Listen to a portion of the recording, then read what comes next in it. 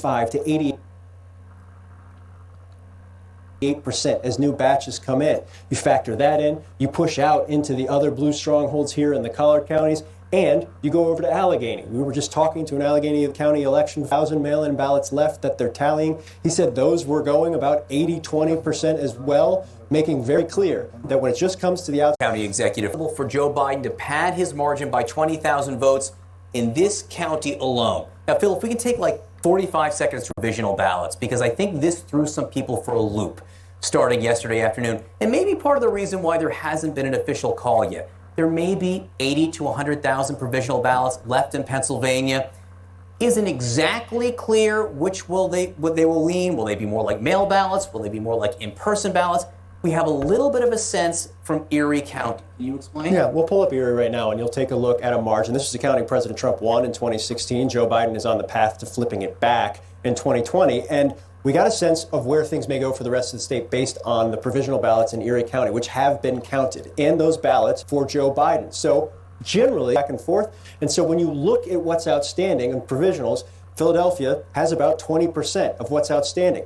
Based on what happened in Erie, what traditionally happens with provisional ballots, you're going to see a pretty similar margin to what each county has. At least that's the expectation based on historical precedent and based on what we're seeing in Erie. So if Erie's splitting about 50-50 in range of what we've been looking at over there, Philadelphia's got about a quarter out, and they're splitting 80-20 at this point in time. Are provisionals going to change the game given where things stand and where things are about to be standing as more of the absentee ballots come in?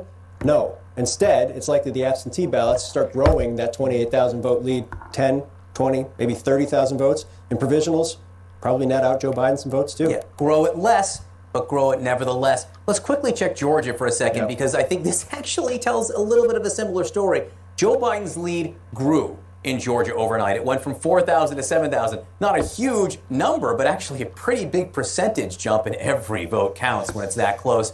It came from Fulton County. What types of ballots were they? Provisionals. They were a mix of a few absentee ballots, which obviously have been going heavily Democratic, but also provisional ballots as well. And why does that matter? Well, you look at the margin here in Fulton County. Again, largest county in the state of Georgia, home of Atlanta, Democratic stronghold, 72.6 to 26.2%. And when you saw the provisional ballots mixed in with a little bit of absentee come in Atlanta, mostly matched up. Mostly matched up with this margin. Again, sticky counties are the same. The residents are likely the same. Maybe a different precinct, maybe went to the wrong precinct, but the provisional like Christmas. But most importantly, when you pull out and you look at Georgia, as provisionals come in, about 14,000 outstanding right now, some universe of a couple thousand military and overseas votes that were waiting to come in as well.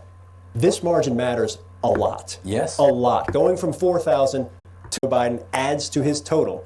Every vote gives him more of a cushion to whenever that recount happens, the likelihood that Joe Biden holds on to the state of Georgia. Recount, Senate change, dozens votes, maybe hundreds at the tops. I can't think of a time where they've changed thousands. As for Christmas, new ballots, we could get a Keystone Christmas sometime over the next several hours, maybe even minutes. We are in Philadelphia. Allison? Christmas in November. We like it. We'll see what happens over the next couple of hours. Thank you very much, guys. Let's go now to Pennsylvania, where more than 80,000, we're told, mail-in ballots remain to be counted. CNN.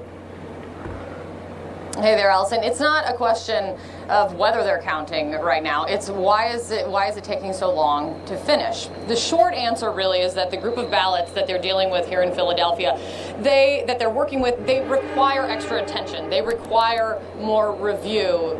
What they call them here at the convention center, they call them problem child ballots, and that's what they say. There are about 20,000 of them that they need to be wading through. Overnight, there were 60 workers here in the convention center, we're told, that were prepping these ballots for review. We're told that part of that includes grouping those problem child ballots into buckets, we could call them, to address a specific issue at hand.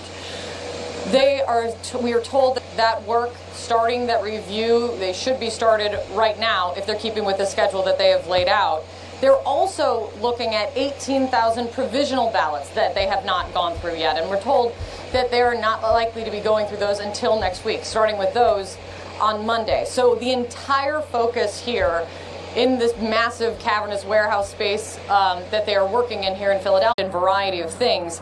So we are told that there are going to be updates coming today, But how soon and how many, there is not clarity on that quite yet, Allison. Okay, we will try to get some answers for you and for the viewers and for all of us.